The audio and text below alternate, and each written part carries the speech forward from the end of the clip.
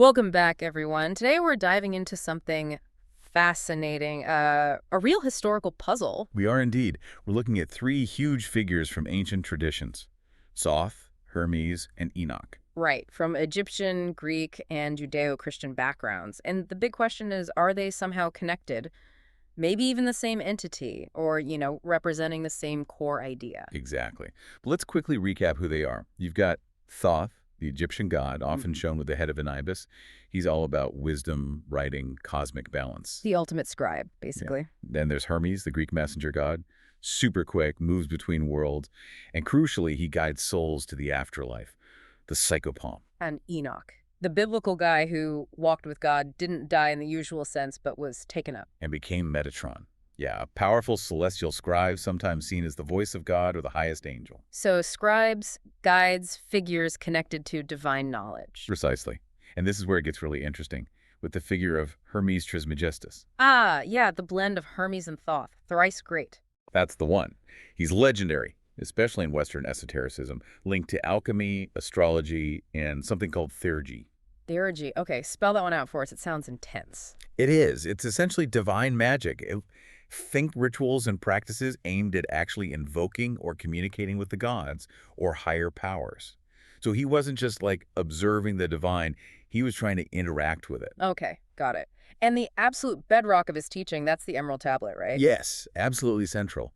And it gives us that incredibly famous line, as above, so below. Which means, people quote it all the time. Well, at its heart, it's about correspondence, the idea that the big picture, the universe, the macrocosm, reflects the small picture, the individual, the microcosm, Yeah. and vice versa. So the patterns out there in the cosmos are also in here, in us. Exactly. It asserts this fundamental unity of everything. It's a powerful concept. Now, hang on. When I hear Hermeticism, I immediately think, medieval labs, guys trying to turn lead into gold. Right. That's the common image. But it's arguably missing the point. So the physical gold wasn't the real goal. For the true adepts, no. That physical transformation was really a symbol, a metaphor for the magnum opus, the great work. Which is? Spiritual alchemy, the transformation and purification of the soul, taking the base metal of the ordinary self and refining it into the gold of spiritual enlightenment or integration. Okay, that makes more sense. Carl Jung talked about this too, didn't he? Relating it to psychology. He did, yeah.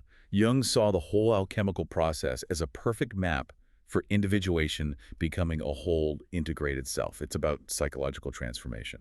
And when you frame it like that, the connections between Thoth, Hermes, and Enoch suddenly seem, well, really obvious. They really do. All three are tied to divine wisdom, recording knowledge, inventing writing. They're the record keepers of the sacred. And they're all intermediaries connecting human and divine, Thoth weighing souls in the afterlife. Hermes guiding them there. And Enoch as Metatron, literally bridging heaven and earth.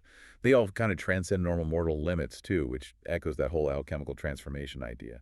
It feels like more than just coincidence, doesn't it? It suggests something deeper, like maybe a Jungian archetype. That's definitely one way to look at it. The wise old man or the divine messenger archetype. It just keeps popping up across cultures. You can even bring in, say, Nabu from Sumerian myth. Right, and what blows my mind is how, as above, so below, sounds so much like that line in the Lord's Prayer. On earth as it is in heaven. Yeah. Matthew 6.10. Yeah.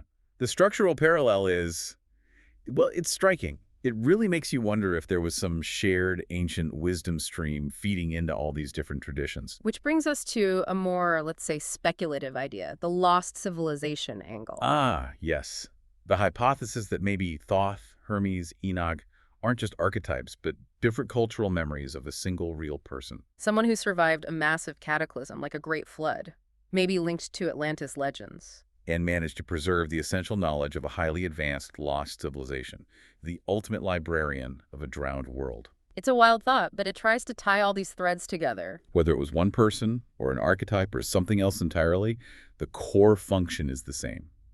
Guiding humanity towards higher knowledge, towards transformation. That's the legacy. Which leads us to our final thought for you, the listener, to chew on. We're kind of seeing a new global scribe emerge today, aren't we? How do you mean?